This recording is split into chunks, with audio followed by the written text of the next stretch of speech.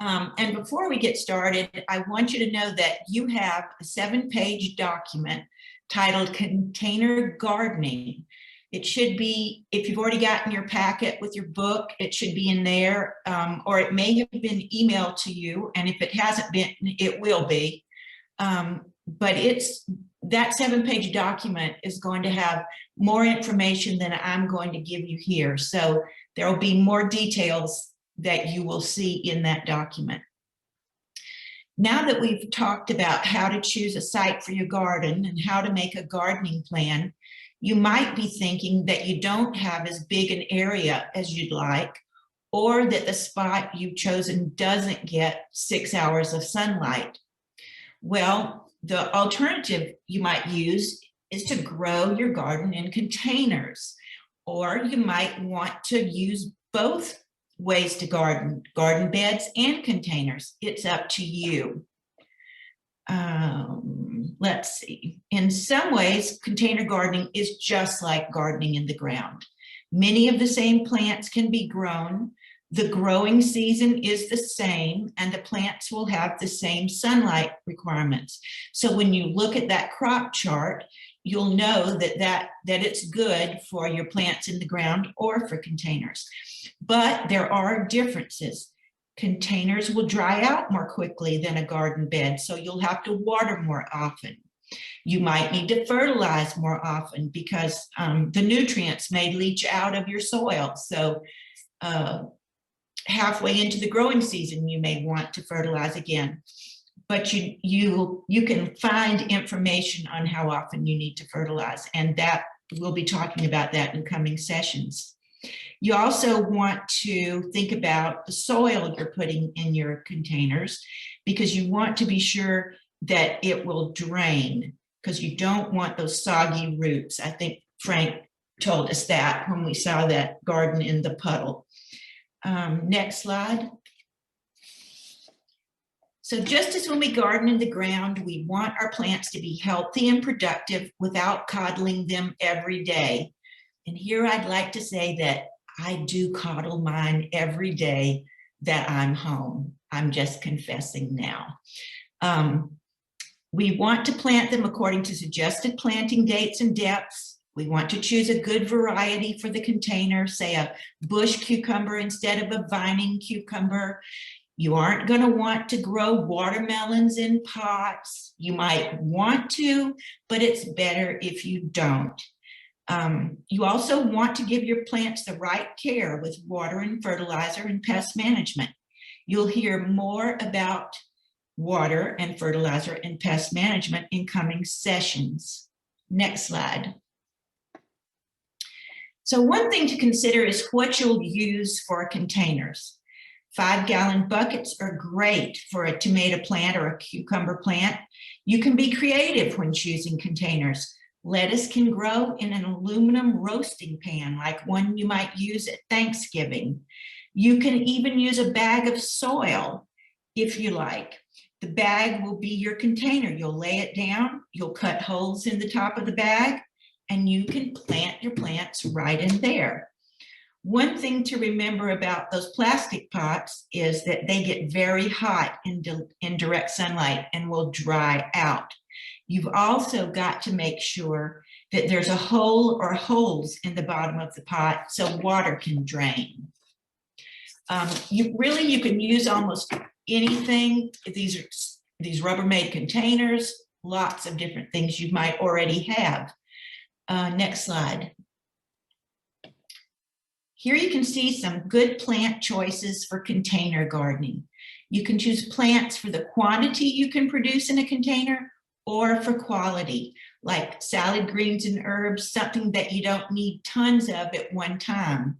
An herb garden is great. It's good to have it close by your house because you can just jump out there, cut off that parsley and come back in. I do that in the dark sometimes even. So there you go. And that's why it's good that it's close. Okay, next slide. Here you can see the requirements No, you can't. This is the chart on pages 15 and 16 of your book that you can use to match veggies to container size and when to plant. Some plants need deeper containers depending on the roots. Some can grow in shallow containers, like lettuce. Next slide, Jennifer. Okay, now you can see the requirements. This is a blow up of the charts on page 15 and 16. You can see the requirements for squash and tomato plants. The varieties that they recommend are something you really want to pay attention to because those plants will grow well in containers. You want your containers to be big enough to accommodate the plant and its roots as it matures, and you might even have to stake the plant depending on the variety. Next slide. A couple of things about your containers. Make sure they have a hole or holes so water can drain. I have been known to pound a screwdriver into the bottom of a plastic pot with a hammer to make a hole. You want to be careful when you do that. Make sure the pots are clean.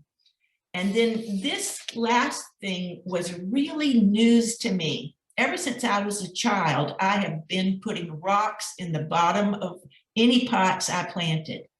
I had to search sometimes for these rocks or use broken pieces of terracotta pots. You don't need to do that. You can put some newspaper or a couple of pages from that territorial seed catalog. Just make sure you choose pages you don't want to read anymore.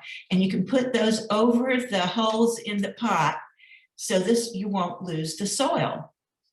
Just as an aside, the other day I was repotting a plant. I was changing out a plant I had in a pot. It wasn't a veggie, it was a woody plant. And I had just been thinking about the rock thing and not using it. And I wondered how long I had had this plant in the pot that I was taking out. And as I took the soil out of the pot to make a place to put the new plant in, there were the pieces of the terracotta pot. And so I knew that I had planted that more than 4 years ago when I took the Master Gardener course. But anyway, there you go. Okay, next slide, Jennifer.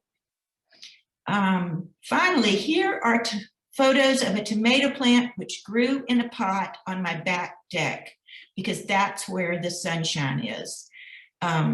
My yard, it has a lot of shade. We could cut down every tree in our yard and all the neighbors' trees would still be there and we still wouldn't be getting 6 hours of sunshine. You can see on the pot on the left that it's on wheels, so I can move it if I need to. If I start out with it in one place and it's just not a good thing, then I move it. Pots can get very heavy, especially large pots. So before you put your pot on, as Frank said, before you put your pot on a deck or the roof, I've put pots on the roof. I will admit, when I first got here and there was no sunshine, I stuck the pot up there, which causes a lot of work when you want to water the plant. But anyway, and also the plant will fall off at times. But anyway, think about how much weight your pot will hold, especially after you water it. So you can see the plant on the right, and these are not the same plant. One is 1 year, the one on the left is the past summer. The one on the right is probably a couple of summers before, right when I planted it, and I went ahead and put the bamboo stake in it because I knew I was going to need it. Okay, we can go to the next slide. And here is my proudest container, my pot of strawberries. I think there are 4 plants in it. I honestly did not check the spacing chart, but you can see it's full and it grows lots of strawberries. And in the back there, you can see my poor little raised beds that we'll be talking about in a moment.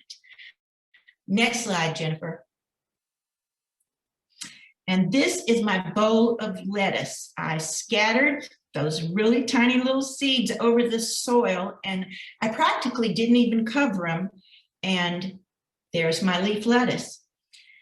When you're making a garden plan, I just want to say this, Frank also said it, when you're making a gardening plan for your homework, you can make yours using containers, taking into account container size for each veggie. So if you're strictly a container gardener, don't feel like you can get out of doing the homework.